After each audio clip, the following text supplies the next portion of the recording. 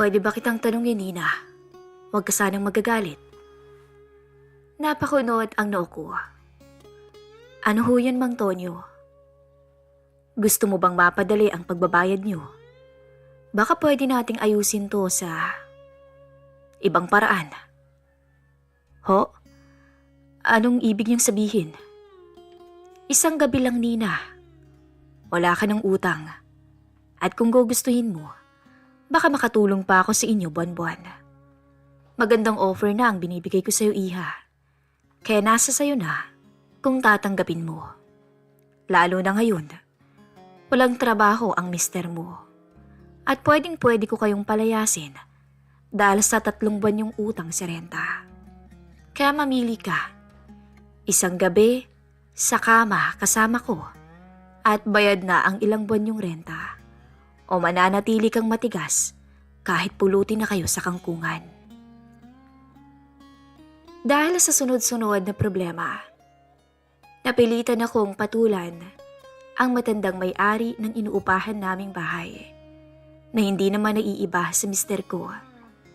At kasabay nun ay ang pagkasira ng aking pamilya, naming mag-asawa. Ilang pagsubok pa ba ang dapat harapin upang mas maging matibay ang pagsasama ng isang pamilya? Kasama ba sa pagsubok na ito ang ibenta, pati na ang aking dangal? Naway magustuhan niyo po ang aking kwento at makapulutan ninyo ng aral. Ako nga po pala si Nina, 32 anyos. May isang anak na lalaki, si Miko na 7 taon na ngayon. Ang asawa ko naman ay si Ronald, isang karpintero. Sa totoo lang, hindi kami mayaman. Pero dati ay nakakaraos naman kami. Hanggang sa dumating yung mga panahong parang lahat na lang ng problema, sabay-sabay na bumagsak sa amin. Una, nawalan ng proyekto si Ronald. Matagal siyang walang raket. Halos 3 buwan din yun. Pangalawa, biglang nagkasakit ang anak namin. Sunod-sunod ang gastos, pang-test, gamot, ospital. Wala kaming ipon. Lahat ng naitabi ko naubos. Ilang beses akong lumapit nun, Miss Love, sa mga kamag-anak ko. Pero puro paasa lang. Pasensya ka na, wala rin kami eh. Yun ang palaging sinasabi nila. Walang nagpahiram, walang tumulong. Hanggang isang araw, lumapit sa akin si Mang Tonyo, ang landlord namin. Matanda na siya. Nasa 50 siguro. Byudo at kilalang may kaya sa lugar namin. Pinatawag niya ako sa bahay niya para raw pag-usapan ang 3 buwang pagkakautang namin sa renta. Nina, alam mo naman na hindi ako naniningil agad-agad. Pero 3 buwan na iha kayong delayed. Sabi niya habang nakaupo siya sa may sofa. Ako naman ay nakatayo sa harapan niya. Pasensya na po, Mang Tonyo. Sunod-sunod ho yung problema eh. Nagkasakit pa si Miko. Wala pa ring trabaho si Roland. Pero babayaran naman ho namin kayo eh. Pangako ko po yan. Sagot ko na halos naiiyak na rin dahil sa hiya. Tumahimik siya saglit. Tinignan niya ako mula ulo hanggang paa. Ramdam ko yung mga titig niya. Parang nanunuot sa balat. Parang may kung anong iniisip na hindi niya agad masabi. Hanggang sa nagsalita siya. Pwede ba kitang tanungin, Nina? Huwag kang magagalit, ha? Napakunot ang noo ko noon, Miss Love. Ano ho yun, Mang Tonyo? Gusto mo bang mapadali ang pagbabayad ninyo? Baka pwede nating ayusin to sa ibang paraan. Ho? Hindi ko agad naintindihan ang ibig niyang sabihin. Pero nang makita ko ang tingin niya, doon ko na nakuha ang ibang ibig niyang sabihin. Isang gabi lang, Nina. Wala ka ng utang. At kung gugustuhin mo pa nga, baka makatulong pa ako sa inyo buwan-buwan. Para akong binuhusan ng malamig na tubig. Nadigas talaga yung katawan ko. Nanlamig, napahiya, nainis. Pero higit sa lahat, natakot ako. Hindi ko ho alam yung sasabihin ko, Mang Tonyo. Mahinang sagot ko. Hindi ko siya matingnan sa mata. Asawa ho ako ni Roland. Ang namatay niyong asawa ay tiyahin ng asawa ko. Hindi ho naiiba sa inyo ang asawa ko, Mang Tonyo. Huwag mo na akong tawagin na Mang. Sabat niya, Tonyo na lang. Hindi ako sumagot. Tumayo na lang ako at nagpaalam. Pero pag uwi ko ng bahay, hindi ko napigilang maiyak. Gusto kong magalit. Gusto kong sumigaw. Ano bang gagawin ko? Wala naman akong ibang makapitan. Si Roland nasa bahay, natutulog, walang trabaho. Hindi ko rin naman siya masisisi. Nakakarakit naman paminsan-minsan pero hindi sapat sa pang-araw-araw naming gastusin. Kinabukasan, dumating ang disconnection notice sa kuryente. 2 araw na lang mapuputulan na kami. Tinignan ko ang anak ko habang natutulog. Hinawakan ko ang noo niya. Medyo mainit pa rin. Naiiyak ako. At doon ako napilitang bumalik kay Mang Tonyo. Paig na ho ako. Yun lang ang nasabi ko nung bumalik ako sa bahay niya kinagabihan. Hindi ko na siya tiningnan. Hindi ko na rin inintay o inantay ang reaksyon niya. Tahimik lang siya habang pinapapasok ako sa loob ng bahay niya. Nakahanda ng lahat. Parang alam niyang babalik ako. May alak sa lamesa, may pagkain. Pero wala akong kagana-ganang kumain. Gusto mo ba ng maiinom? Tanong niya. Humiling ako. Lumapit siya sa akin at pinatong ang kamay niya sa balikat ko. Huwag kang matakot, Iha. Ayoko namang pilitan ka pero salamat at pinagbigyan mo ko. Salamat sa tiwala. Hindi ko alam kung tiwala nga bang tawag doon o mas tamang sabihin na desperasyon. At nang gabing yun, nabura ang mga pangakong binitawan ko sa asawa ko sa harap ng altar. Hindi ko alam kung anong mararamdaman ko noon nung magsimula ang matandang kalasin ang lahat sa akin. Naawa ko na sa sarili ko, Miss Love. Dahil hindi ko talaga akalain na kaya kong maibigay ang sarili ko sa isang taong hindi ko naman asawa. At matanda pa. Masyadong mapusok ang matandang yun dahil hindi lang niya ako sa kwarto niya tinikman. Pinalabas pa niya ako nun sa may sala, sa may sofa, sa kusina, at sa huli, sa loob ng banyo. Gigil na gigil ang matandang yun na para bang kay tagal na walang pumuno sa pangangailangan niya. Hindi ako makatingin sa asawa ko. Tulog siya. Umupo ako sa gilid ng kama. Hawak ang sobre na may laman na tama lang pambayad ng renta, ng kuryente, at kaunting sobra para sa gamot ni Miko. Pero ang kabayaran naman nun ay ang aking sarili. Simula nung gabing yun, parang hindi na ako makahinga ng normal. Sa bawat tingin ko sa asawa ko, pakiramdam ko tinutusok ako ng konsensya. Han, salamat ha, at nabayaran yung kuryente. Akala ko talaga mapuputulan na tayo eh. Nakangiting sabi ng asawa ko. Tumango lang ako. Oo, may nahiram kasi akong konti kay Ate Lorna. Swerte talaga natin sa ate mo, no? Lagi kanyang tinutulungan, kaya pasalamat talaga tayo sa kanya. Hindi ko siya masagot noon. Lalo lang akong naiiyak sa loob-loob ko. Hindi ko masabi sa kanya na yung pera ay galing sa sarili kong katawan. Sa gabing binenta ko ang dignidad ko. Lumipas ang mga araw. Akala ko tapos ng lahat. Akala ko isang beses lang, pero hindi pala. Nag-text si Mang Tonyo. Iha. Pero pinilit kong huwag sagutin. Binaliwala ko. Pangalawa, pangatlong mensahe, hanggang sa may kasunod siyang sinabi. Alam mo bang nagpapaalis ako ng tenant? Lalo na sa mga hindi marunong lumingon sa utang na loob. Parang biglang nanginig ang kalamnan ko noon. Naramdaman ko na gusto niya na naman na maulit ang nangyari. Gusto niya ulit ang kapalit. Gusto niya ulit akong gamitin. Gabi na nang sabihin ko sa asawa ko na lalabas lang ako sandali. Kunwari may pupuntahan lang na kaibigan. Baka gabihin ka ha? Sabi niya habang pinapalitan ng bagong damit si Miko. Medyo okay na siya, kaya salamat talaga kay Lord. Tumango lang ako, sabay iwas ng tingin. Pagdating sa bahay ng matanda, naroon ulit yung lamesa, yung alak, yung pagkaing mamahalin na hindi ko kayang bilhin kahit minsan. Akala ko hindi ka na darating. Sabi niya habang binubuksan ang pintuan.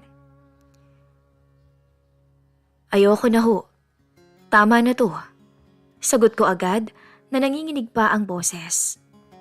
Wala lang akong ibang malapitan noon kaya nangyari. May inabot siyang sobre. Mas makapal pa kaysa nung una. Para yan sa anak mo. Tsaka sa inyo na rin. Gusto ko lang makasiguro na hindi mo ako kakalimutan. Tsaka huwag kang mag-alala, iha. Hindi ko ipagsasabi kahit kanino. Lihim natin to. Hindi ko na pinansin ang sinabi niya. Nasilaw ako. Tinanggap ko agad ang sobre. At muli, may naganap sa aming dalawa. Naganap ang hindi dapat. Hindi ako umiyak ng pangalawang beses. Pero pag uwi ko, para kung walang kaluluwa. Tahimik lang akong nakaupo sa tabi ng asawa ko habang nanonood to ng TV. May problema ka ba, Han? Tanong niya bigla. Napatingin ako dito. Ha? Wala? Bakit? Di ko alam. Parang ang lungkot mo yata nitong mga nakaraang araw. Hindi ka rin masyadong nagsasalita. Umidi lang ako kahit pilit. Napagod lang siguro ako. Pasensya ka na ha. Gusto ko na rin naman talagang makahanap ng permanenteng trabaho. Ayoko na rin na makita kang nahihirapan. Parang ako na yung nagiging pabigat sa'yo eh. Hindi mo naman kasalanan, Roland eh. Kinabukasan, sinurpresa ako ni Tonyo. Hindi sa bahay niya, kundi sa labas ng eskwelahan ni Miko. Hinintay niya ako habang sinusundo ko ang anak ko. Nina, tawag niya sa akin habang hawak niya ang cellphone niya. Nagustuhan mo ba yung binigay ko kahapon? Bakit ho ba kayo nandito? Mahina akong tanong, habang si Miko ay nakahawak sa kamay ko. Wala lang. Gusto ko lang sabihin na kung gusto mong tuloy-tuloy ang tulong ko sa'yo, may bakante akong kwarto sa isa sa mga apartment ko. Mas maganda, mas maliwalas, libre pa. Pero syempre, alam mo nang kapalit. Tumigil ka na bang, Tonyo? Hindi ko na ho kaya. Tama na. Eh di tiisin mo. May kapalit ang lahat, iha. Hindi ako charity. Umalis ako kaagad noon. Halos kalad ka rin ko na rin si Miko. Nang gabing yon, hindi ako makatulog. Gusto ko nang sabihin sa mister ko ang totoo. Pero natatakot ako. Paano kung iwan niya ako? Paano kung layasan niya kami ni Miko? Paano kung hindi niya ako maintindihan? Pero paano naman kung hindi? Paano kung mas piliin niya akong patawarin? Doon nagsimula ang mga tanong ko sa sarili ko. Hanggang kailan ko ba maitatago to? Hanggang kailan ko ba kakayanin? At doon nagsimula ang mga tanong sa sarili ko. Hanggang kailan ko maitatago to? Hanggang kailan ko kakayanin? Ilang araw akong hindi lumabas ng bahay. Maliban na lang pag sinusundo ko si Miko. Pinagdadasal ko na sana tigilan na ako ni Mang Tonyo. Pero alam ko, hindi ganun kadali. Kapag nasimulan mo na ang ganitong kasalanan, para ka nang nilamon o nilalamon ng buhangin. Han, sabi ni Ronald isang gabi habang nahiga kami. Nag-apply na ulit ako. May tinawagan akong kakilala ko sa construction. Baka sa susunod na linggo makabalik na ako sa trabaho. Ngumiti ako kahit pilit. Ayos yan. Sana nga matanggap ka. Para sa inyo to ni Miko. Gusto ko namang bumawi. Tumango lang ako sa kanya. Gusto ko sanang sabihin ang lahat. Ipakita sa kanya ang sugat na tinakpan ko ng pera. Pero hindi ko magawa. Natatakot pa rin ako sa kahihinatnan. Kinabukasan, may natanggap akong tawag sa hindi ko kilalang numero. Hello? Sabi ko, ako to, may problema tayo. Si Mang Tonyo. Napatayo ako sa kinauupuan. Anong problema? May nakakita sa atin nung gabing huli kang pumunta at balak magsumbong sa asawa mo. Nalaglag ang cellphone ko. Sino? Sinong nakakita? Sagot ko agad pagkapulot ko. Kinakabahan ako. Hindi ko alam eh. Pero nagpadala siya ng litrato sa akin na magkasama tayong dalawa. Kung hindi raw ako magbibigay ng pera, sasabihin niya ang lahat sa asawa mo. Parang gumuho ang paligid ko, Miss Love. Anong gagawin natin, Mang Tonyo? May plano ako. Pero kailangan mo akong tulungan. Magkita tayo mamaya sa dati. Hindi na. Sabi ko na sa'yo ayoko na, diba? Tapos na. Ayoko nang makipagkita sa'yo. Gusto mo bang malaman ng asawa mong lahat? Isipin mo yung anak mo. Isipin mong mawawalan niya ng pamilya. Tumulo ang luha ko. Hindi ko na alam ang tama sa mali. Pumayag ako makipagkita, pero hindi para ulitin ang pagkakamali ko, kundi para tapusin na to. Nagsuot lang ako ng simpleng damit. Tinext ko ang asawa ko na may pupuntahan lang akong kaibigan. Pagdating ko sa bahay ni Tonyo, pinagbuksan niya agad ako ng pinto at nakangiti pa. Huwag kang mag-alala, iha, aayusin natin to. Pagkatapos nito, tapos na talaga ang problema. Gusto ko lang malaman kung sino ang nagpadala ng litrato, yun lang. Matigas kong sabi. Tumawa ang matanda. Anong sa tingin mo? Ganun na lang yun. Akala mo ba okay na agad kapag nalaman mo kung sino? Wala akong pakialam sa nagsisend ng litrato sa akin. Wala akong pakialam kung malaman ng asawa mo ang lahat. Ang importante muna sa akin ngayon, matikman ka ulit. Alam mo bang mula nung unang beses kita nga, naangkin na hindi na ako mapalagay. Hinahanap-hanap kita, Nina. Pues hindi mo ako pag-aari. Sagot ko. Lahat ng ginawa natin mali. At gusto ko nang tapusin. Tama na ho, Mang Tonyo.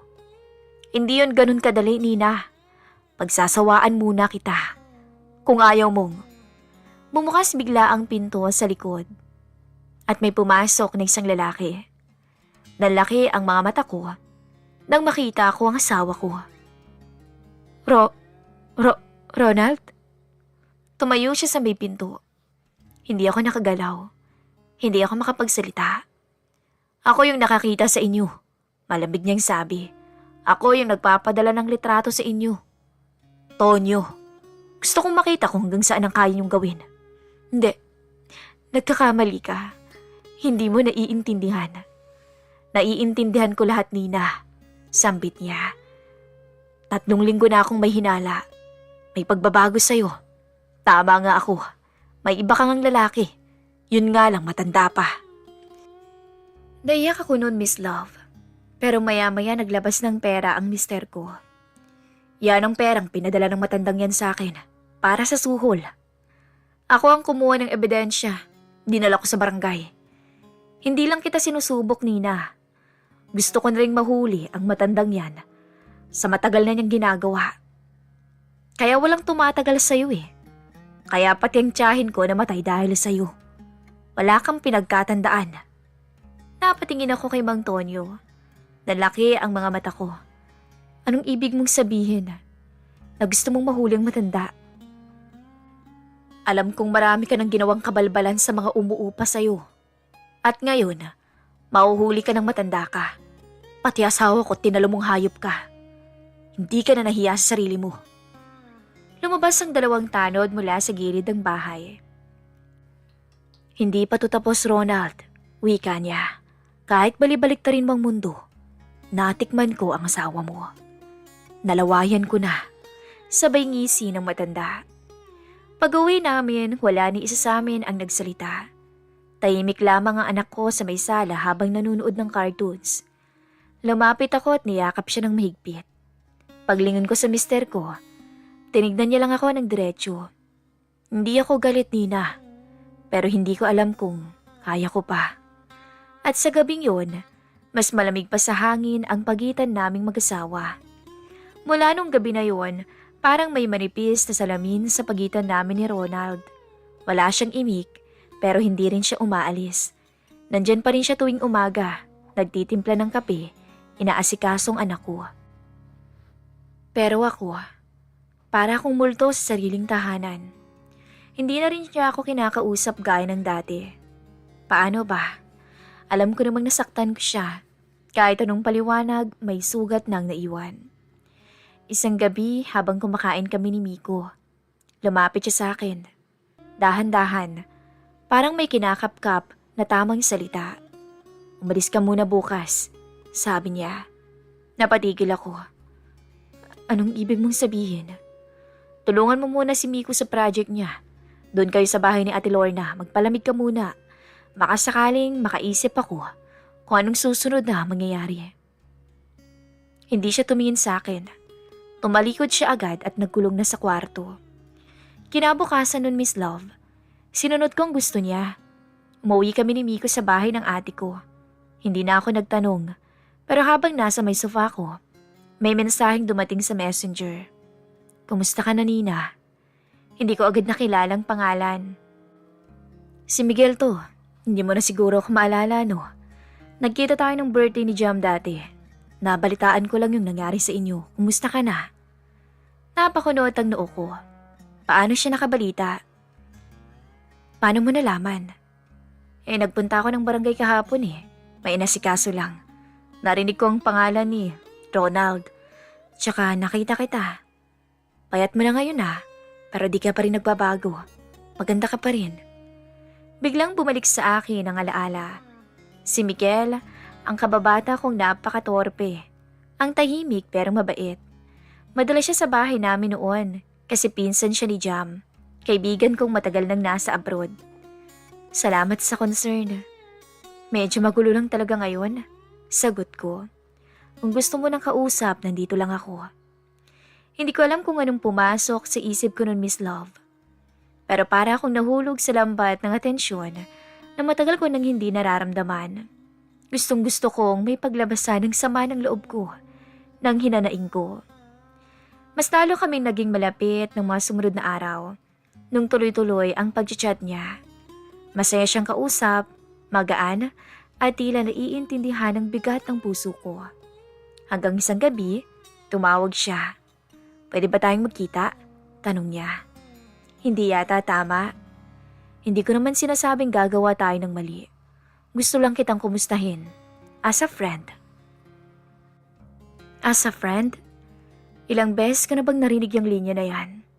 Pero nang gabing yun, tinanggap ko ang paanyaya niya. Nakita kami sa isang maliit na karinderya. Simple lang si Miguel. Naka-t-shirt at short pero malinis at maayos. Parang hindi pa rin nagbago.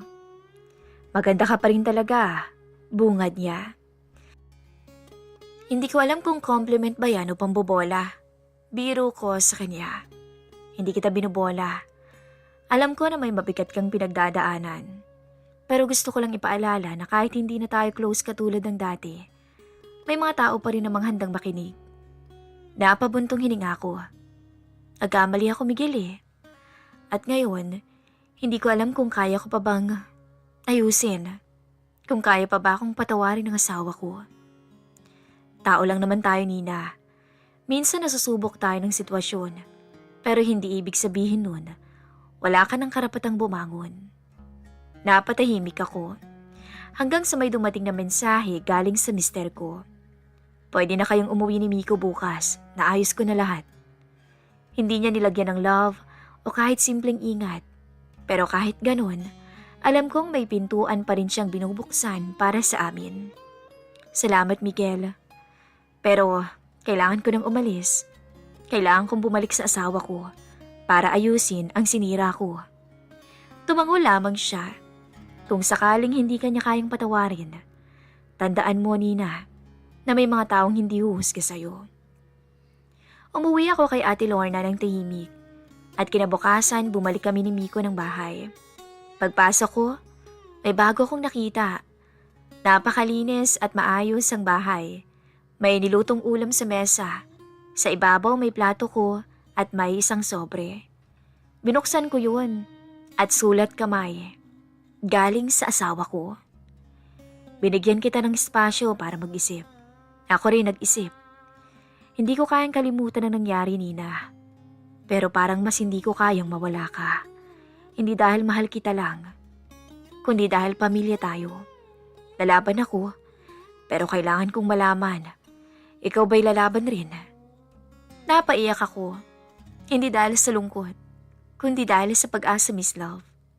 Sa gitna ng kasalanan ko, sa gitna ng pagkalugmok ko, may taong tumindig para sa amin. Lumabas ako sa balkonahe. Hawak ko yung sulat. Nakita ko yung asawa ko nagwawalis sa labas. Nilapitan ko siya. Han? Tumingin siya. Tahimik, hindi nakangiti. Pero ako, tinitigan ko siya sa mata at sinabing, "Lalaban ako." Salamat. Simula nung gabing yun, Miss Love, nang sinabi kong lalaban pa rin ako, unti-unti kaming bumalik sa dati. Hindi agad-agad, hindi parang pelikula na isang yakap lang, ayos na ang lahat. Totoong buhay to, may pilat, may kirot, pero may pag-asa pa rin. Ang asawa ko, hindi man madalas ngumiti tulad ng dati. Pero nagsimula na ulit siyang makipagkwentuhan. Tuwing gabi, sabay na kami naghahanda ng hapunan. Si Miko, unti-unting nararamdaman ang pagbabalik ng sigla ng aming pamilya. Han, sabi niya isang gabi habang naglalaba ako. Mag-a-apply ako sa out-of-town project, 2 weeks daw, tapos uwi ng 3 days. Paulit-ulit. Napatigil ako. Matagal kang mawawala? Oo, pero mas mataas yung kita. At least, makakapag-ipon tayo kahit papaano at makakalipat na tayo kaagad. Tumango ako. Kung para sa ikakabuti natin, susuportahan kita. Gumiti siya. At sa unang pagkakataon, Miss Love, nakita ko ulit ang Ronald na minahal ko noon. Ang lalaking hindi perpekto, pero handang lumaban para sa pamilya. Bago siya umalis, inayos niya muna lahat. Iniwan ang listahan ng dapat bayaran. Inayos ang mga gamit ng anak ko. At syempre, niyakap ako ng mahigpit. Mag-ingat ka, sabi ko habang pinipigilan ang luha ko. Mag-iingat ako para sa inyo. At sa loob ng 2 linggo, pilit kong inaasikaso ang lahat. Si Miko, ang bahay, pati ang sarili ko. Hindi ko na kinausap si Miguel. Tinapos ko kung anumang koneksyon namin. Ayokong may gumulo pa sa desisyon kong ayusin ang pamilya ko. Hanggang isang gabi, habang nagluluto ako, biglang may kumatok sa pinto. Hindi si Roland, hindi rin ang ate ko. Pagbukas ko, si Mang Tonyo. Nagulat ako. Napaatras. Anong ginagawa niyo rito? Pasensya ka na. Yun lang ang sinabi niya. Bakit niyo ginagawa to? Siguro, may konsensya pa rin ako kahit papaano. Kaya humihingi ako ng dispensa sa inyong mag-asawa. Pagkatapos ay umalis na siya. Ilang araw pagkatapos noon, umuwi si Ronald. Pagbukas pa lang ng gate, sinalubong na siya ng anak ko. Papa, may pasalubong ka ba? Meron syempre. Niyakap ko silang dalawa. Hindi ko na pinigilan ang sarili kong umiyak. Sa wakas, buo pa rin kami. Handa akong ayusin ang lahat. Kahit araw-araw pa akong magsimula ulit. Hindi mo kailangang mag-isa. Ako rin naman ay maraming pagkukulang. Kung mas naging matatag ako bilang asawa mo, baka hindi tayo umabot sa puntong yon. Hinawakan ng mister ko ang kamay ko. Simula ngayon, bagong pahina tayo. Hindi para kalimutan ang nakaraan, kundi para maging mas matatag. Pagkatapos ng hapunan, habang pinapatulog ko si Miko, naramdaman kong tahimik na ang puso ko, Miss Love. Hindi dahil sa wala ng problema, kundi dahil alam kong hindi na ako nag-iisa. Nakahinga na ako. Ako ho si Nina, Hindi perpekto, nagkamali pero lumaban. At sa tabi ko ang asawa ko, lalaking hindi rin perpekto, pero marunong magpatawad. At ang anak namin ang dahilan kung bakit lahat ng sugat ay dapat gamutin at hindi itago. Buo pa rin kami at mas matibay na ngayon. At sa kasalukuyan nga ho, Miss Love, ay nakalipat na kami ng bahay, malayo sa dati at mas tahimik. Sana'y nagustuhan niyo ho ang binahagi kong kwento. Nagmamahal, Nina.